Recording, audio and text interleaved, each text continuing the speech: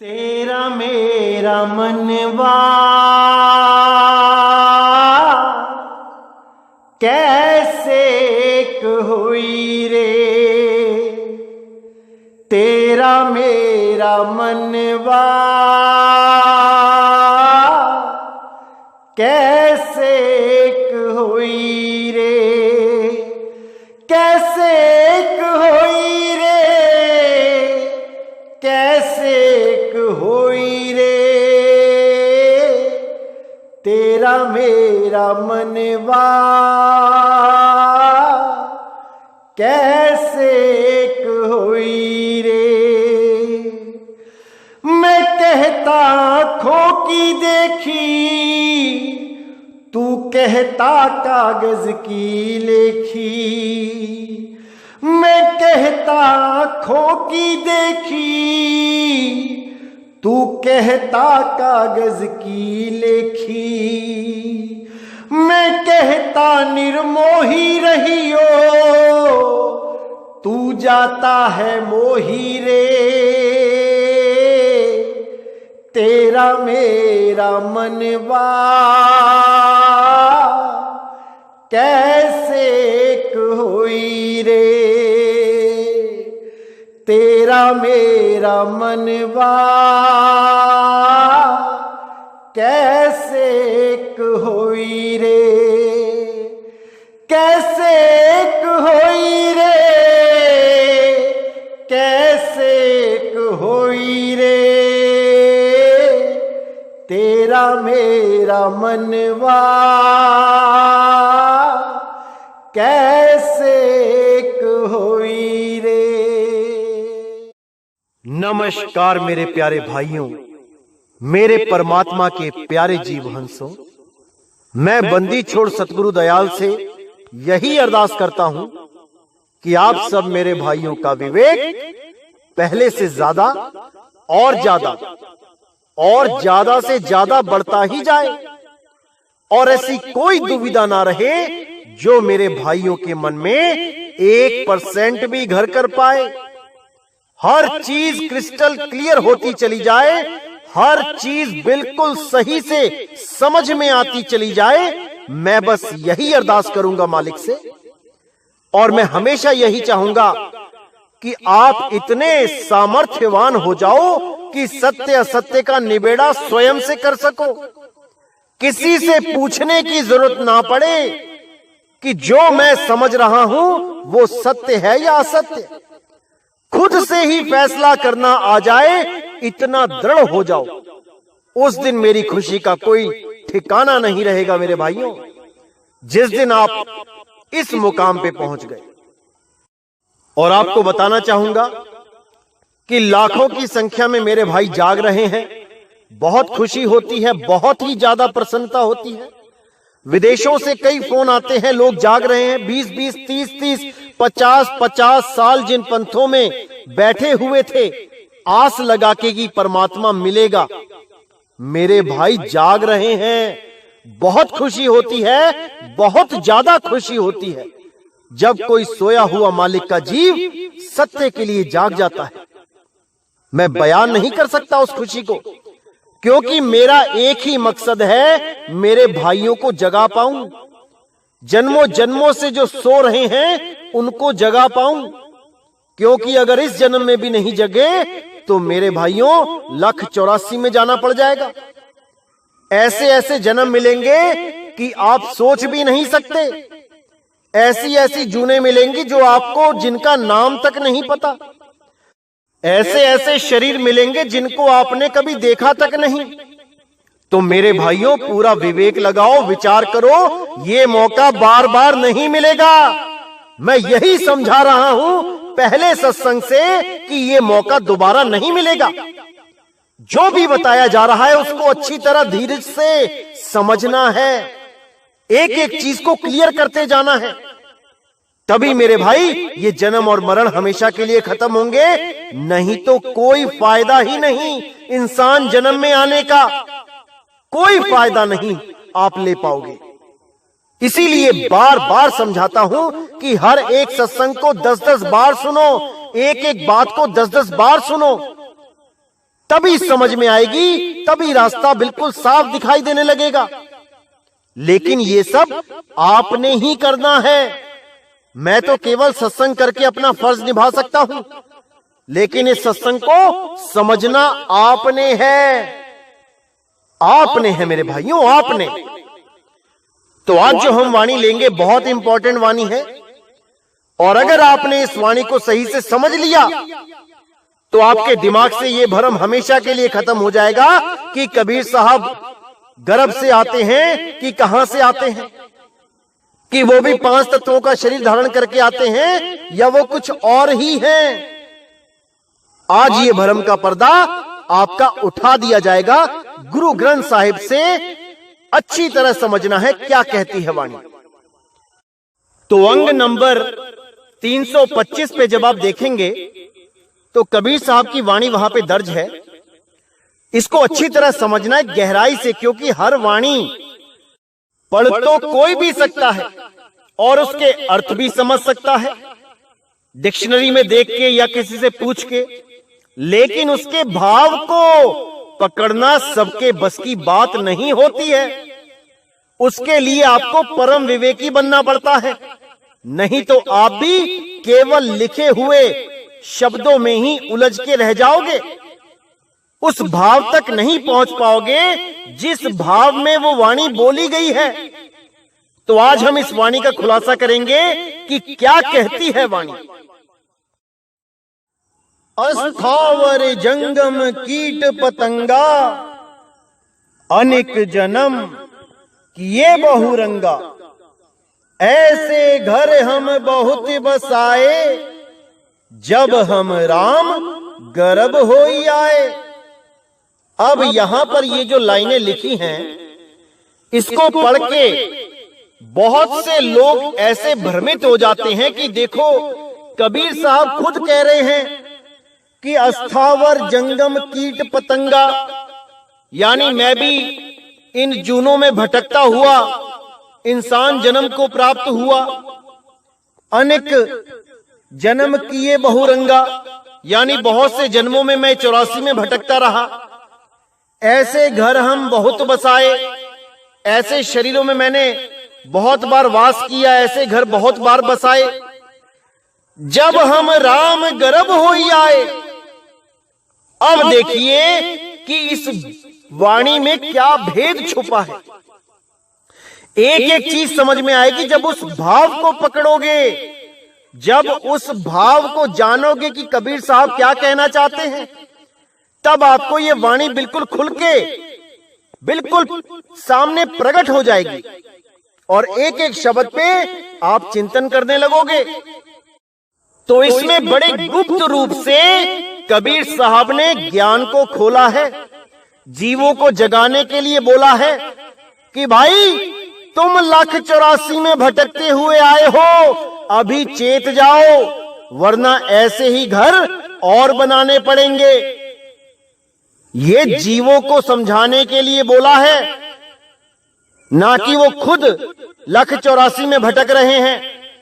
क्योंकि कबीर साहब की वाणियां बहुत ही ज्यादा भेदी होती हैं, उसमें भेद छुपे होते हैं और वो कब कहां से कौन सा मोड़ दे दे वाणी में, ये आम इंसान सोच भी नहीं सकता। कब कौन सी वाणी कहां घुमा दें, कहां उसका भाव बदल दें। जैसे एक वाणी है, कबीर सबसे हम बुरे, हम तज भलो सब कोई, जिन्हीं ऐसा कर बूझिया, मीत हमारा सोई। अब ये वाणी है, इस एक ही वाणी में 2 अर्थ निकलते हैं, यहां पर 2 भाव निकलते हैं, लेकिन जो अज्ञानी जीव होगा वो एक ही भाव में पढ़ेगा पूरी वाणी को। वो कहेगा देखो कबीर साहब इस दुनिया के सबसे बुरे इंसान हैं, क्योंकि उन्होंने अपने मुंह से बोला है कबीर सबसे हम बुरे, हम तज भलो सब कोई। यानी कबीर साहब ही इस दुनिया के सबसे बुरे इंसान हैं और उनके अलावा जितने भी हैं वो सब अच्छे हैं, क्योंकि कबीर साहब अपने मुंह से कह रहे हैं। देखो लिखा है, देखो लिखा है, साफ लिखा है। अब तुम नहीं मानो तो तुम जानो। हम तो लिखी को मानेंगे, ऐसा बोलने वाले भी मिल जाएंगे, लेकिन उनको नहीं पता कि कौन सी वाणी किसके लिए बोली गई है और उसी वाणी में कौन सी लाइनें किसके लिए बोली गई हैं। ये बहुत गुप्त भेद होते हैं मेरे भाइयों। ये वही जान सकता है जो कबीर साहब को सही से पहचानता है। ये सबके बस की बात नहीं है जो आजकल के अज्ञानी जीव वाणियों को खोल खोल के दिखा के सोचते हैं कि हमें तो बहुत कुछ पता लग गया वाणियों में। लोगों के लिखे हुए अर्थों को देखकर उन वाणियों को खोलते हैं और सोचते हैं कि हम महाज्ञानी हो गए। अरे भाई, अगर ऐसे ज्ञानी हुआ जाता तो आज के समय में सारे ही ज्ञानी होते, कोई किसी की सुनता ही नहीं। सारे ही अपने अपने मोबाइल में एप्लीकेशन डाउनलोड करके उन वाणियों के अर्थ कर करके खुद ही गुरु बन बैठते। वाणियों के अर्थ करने से कोई गुरु नहीं बन जाता जब तक उस अखंड शब्द को अनुभव नहीं किया, तब तक ये वाणियां कोई नहीं खोल सकता। चाहे कितना ही बड़ा कोई व्याकरण का अध्यापक या आचार्य आ जाए, कोई कितना ही बड़ा अक्षरों का ज्ञानी आ जाए, वो वाणी को उसका अर्थ तो कर सकता है लेकिन भाव नहीं पकड़ सकता, क्योंकि उसने स्वयं ही उस शब्द का अनुभव नहीं किया जिस शब्द के बारे में वाणी चीख चीख के बोल रही है। तो इसी प्रकार कबीर साहब ने जो वाणी बोली उसके अर्थ अलग अलग जीवों पे फिट हुए। जैसे पहली लाइन बोली, कबीर सबसे हम बुरे हम तज भलो सब कोई, ये जीवों के लिए बोला है कि तुम अपने आप को ऐसा मानो कि सबसे बुरे तुम ही हो और तुमसे बुरा कोई नहीं है, सब तुमसे अच्छे हैं। जब सब तुमसे अच्छे हैं तो तुम निंदा किसकी करोगे, तुम बुराई किसकी करोगे? और जब तुम किसी की बुराई नहीं करोगे तो तुम में और मुझ में कोई फर्क नहीं रहेगा। जिन्हें ऐसा कर बूझिया मीत हमारा सोई, जिसने ऐसा जान लिया वो मेरा मीत है, क्योंकि मैं बुरा नहीं हूं, मैं बुरा नहीं हूं। भले मैंने लिख दिया कि कबीर सबसे हम बुरे, मेरे लिखने मात्र से मैं बुरा नहीं हो गया।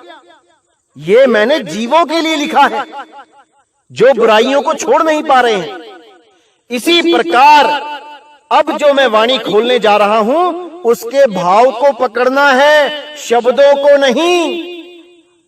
तो क्या कहती है वाणी? अस्थावर जंगम कीट पतंगा, अनिक जन्म किए बहुरंगा, ऐसे घर हम बहुत बसाए, जब हम राम गर्भ होई आए।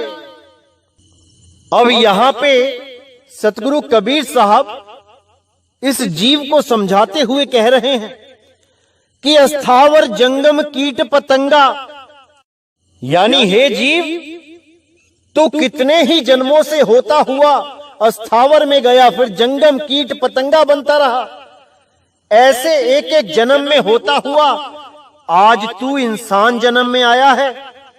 अनेक जन्म किए बहुरंगा, बहुत से जन्मों में बहुत से शरीरों को प्राप्त करता हुआ आज तू इंसान जन्म में आया है।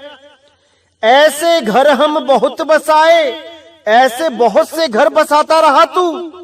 ये अपने लिए नहीं बोल रहे हैं कि कोई कहे कि कबीर साहब 84 में भटकते हुए आ रहे हैं। ये जीव को समझा रहे हैं कि हे जीव, तेरी ऐसी दुर्दशा हो गई है कि तू कीट पतंगे बनता हुआ तब जाके एक बार इंसान जन्म में आ रहा है, फिर भी नहीं चेत पा रहा है। तेरा इंसान जन्म में आना और मेरा इंसान जन्म धारण करना, यानी इंसानी रूप धारण करना, इसमें जमीन आसमान का फर्क है। एक आम जीव 84 लाख जूने भोगने के बाद इंसान जन्म में आता है, और मैं जब आता हूं तो सीधे शब्द से प्रकट होता हूं। और जब यहां लीला करके सारा भेद बता के समझा के जीवों को जगा के जब मैं जाता हूं तो सीधे शब्द में ही समाता हूं।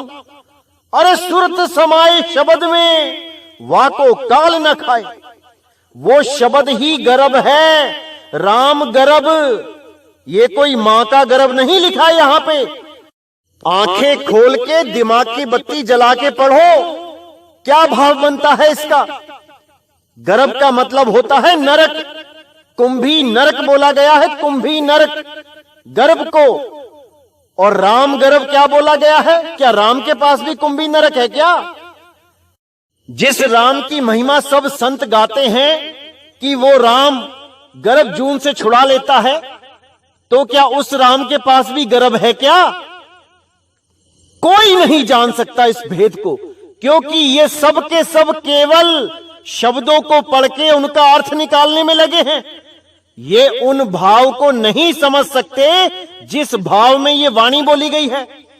ये कबीर साहब ने बिल्कुल सत्य लिखा है यहां पे कि जब हम राम गर्भ होए आए, यानी जब मैं शब्द गुरु से निकल के सीधे यहां इंसान जन्म में प्रकट हुआ, तब मैंने उन जीवों को समझाया जो 84 लाख जन्मों के बाद एक बार इंसान के जन्म को प्राप्त कर रहे हैं और फिर भी नहीं चेत रहे हैं, फिर भी काम क्रोध लोभ मोह अहंकार में उलझे पड़े हैं। उस सत्य को जानने की कोशिश नहीं कर रहे जिसके द्वारा उनका जन्म मरण खत्म हो जाएगा। तब मैंने इंसान रूप धारण करके इस जीव को समझाने की ठानी और मैं राम गर्भ से होता हुआ इस दुनिया में आया। और जब अपनी लीला पूरी कर देता हूं, सबको समझा देता हूं, तो फिर उसी राम गर्भ में समा जाता हूं।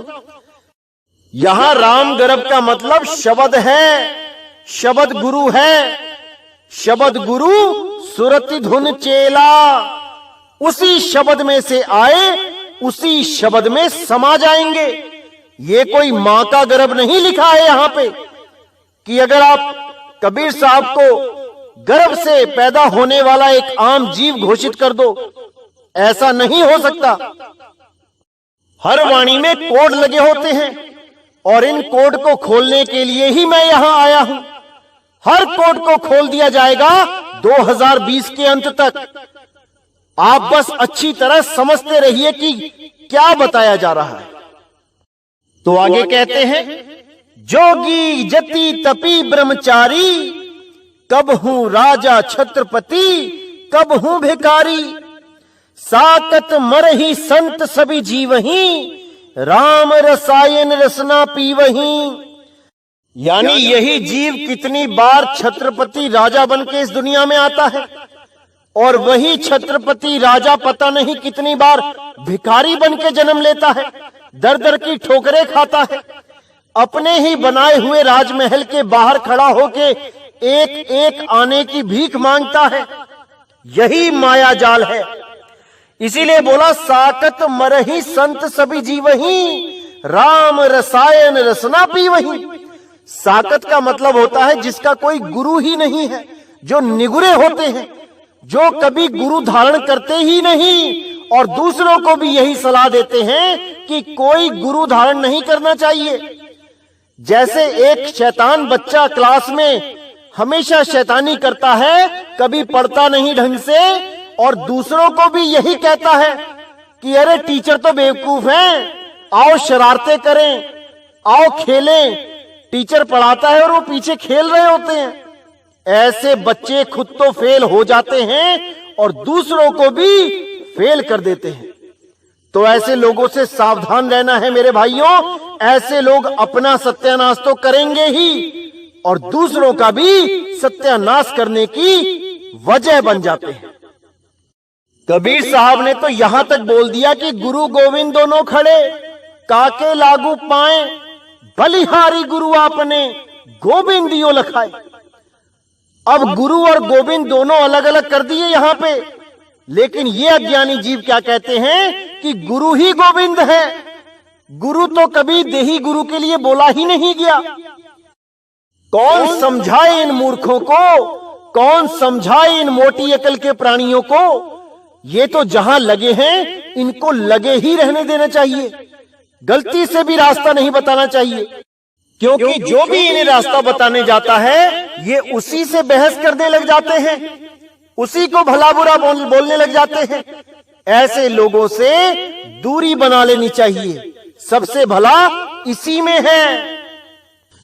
तो कहते हैं साकत मर ही संत सभी जीवही, राम रसायन रसना पीवही। ये जितने भी निगुरे हैं, ये जितने भी साकट हैं, ये सब मरेंगे।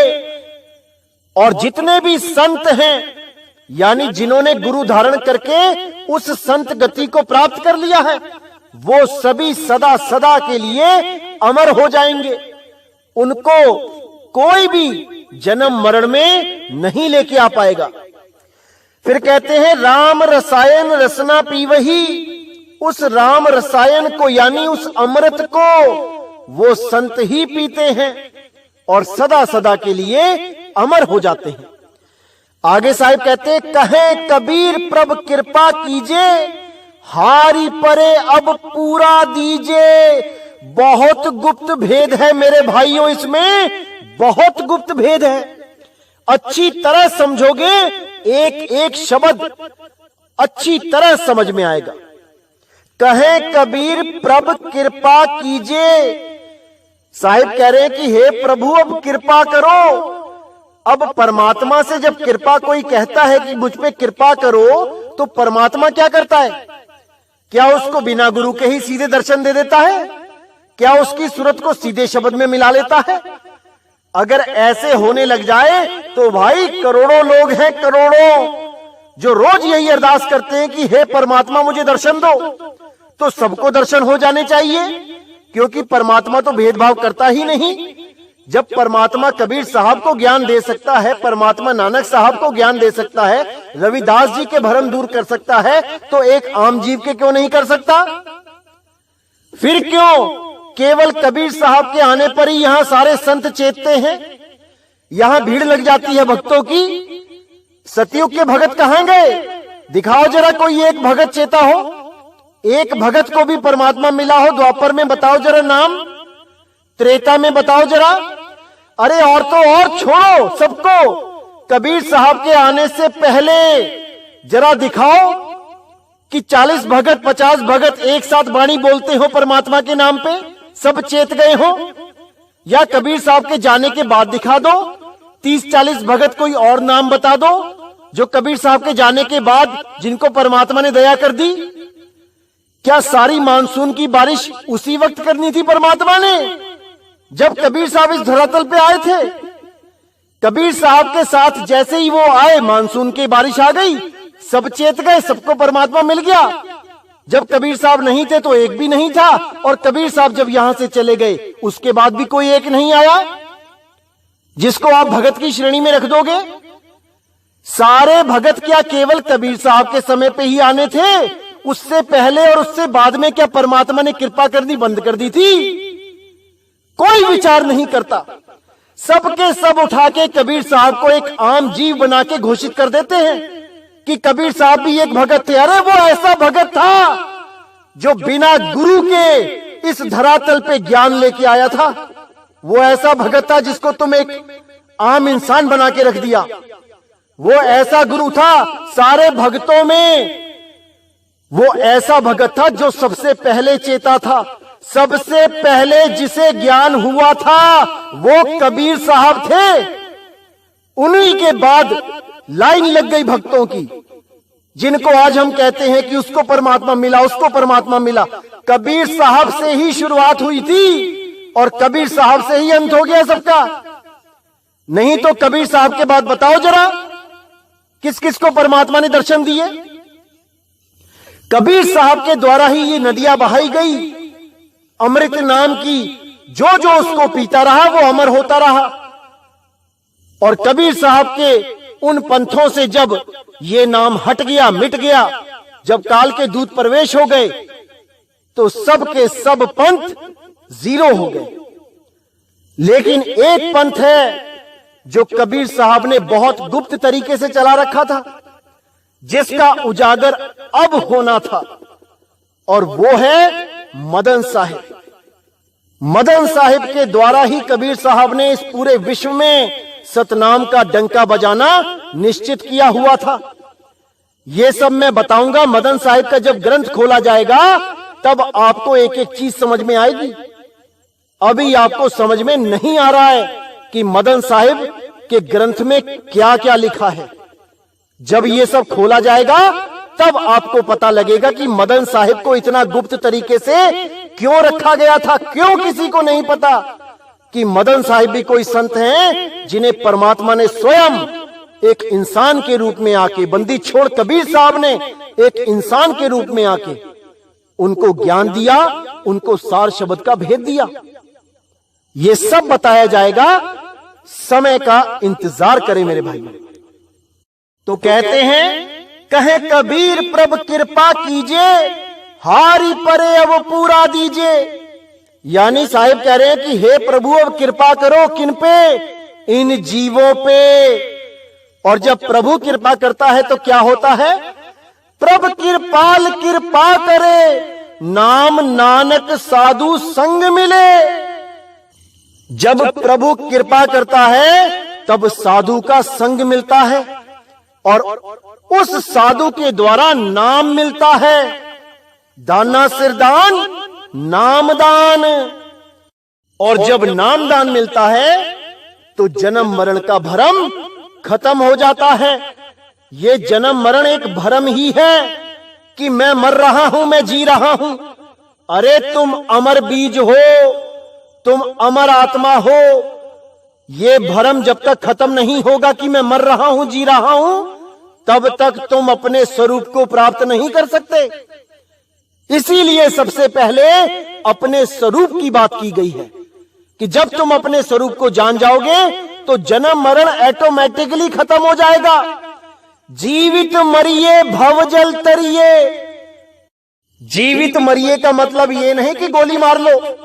जीवित मरिए यानी कि जीते जी अपने स्वरूप को जान लो कि तुम अमर हो और तुम्हारे शरीर का सदा सदा के लिए अंत हो जाएगा, क्योंकि तुम शरीर नहीं हो। तुम शरीर नहीं हो, तुम एक अजर अमर अविनाशी जीव हो। और यही जीव जब परमात्मा की दया होती है तो पीव अवस्था को प्राप्त करता है और सदा सदा के लिए मुक्त हो जाता है। इसीलिए साहिब ने बोला, कहे कबीर प्रभ कृपा कीजिए, हारी परे अब पूरा दीजिए। हारी परे अब यानी हार गए गुरु बना बना के। ये अधूरे गुरु बना बना के, देहधारी अधूरे गुरु बना बना के हार गए। अब पूरा दीजिए, अब हमें पूरा गुरु दो जो वो शब्द का भेद बताए और हमारी सूरत को असली सच्चे शब्द से जोड़े, ना कि नकली शब्द से, ना कि इन 52 अक्षरों से, ना कि जीवा के द्वारा बोले जाने वाले, जपे जाने वाले नामों से। कीर्तम नाम कथे तेरे जिहिबा, सत्य नाम तेरा परापुर बला। उस सत्य नाम से जोड़े जो बोलने लिखने पढ़ने में नहीं आता। उस सत्य नाम से जोड़े, वही गुरु पूरा है। सोई गुरु पूरा कहावे, जो 2 अक्षर का भेद बतावे। एक छुड़ावे एक लखावे, तब प्राणी निज घर को जावे। प्राणी तभी निज घर को जा सकता है जब 52 अक्षरों से हटके उस आदि नाम का, उस आदि अखंड सार शब्द का ध्यान करे, तब यहां से निकल सकता है, अन्यथा नहीं। धुन में ध्यान, ध्यान में जाना, गुरमुख अकथ कहानी। वो अकथ कहानी है, वो कही नहीं जा सकती। वो धुन लिखी नहीं जा सकती। वो धुन बोली नहीं जा सकती, पढ़ी नहीं जा सकती। जब उस धुन से ये सूरत जुड़ जाती है तो समझ जाओ कि जन्म मरण सदा सदा के लिए खत्म हो जाता है।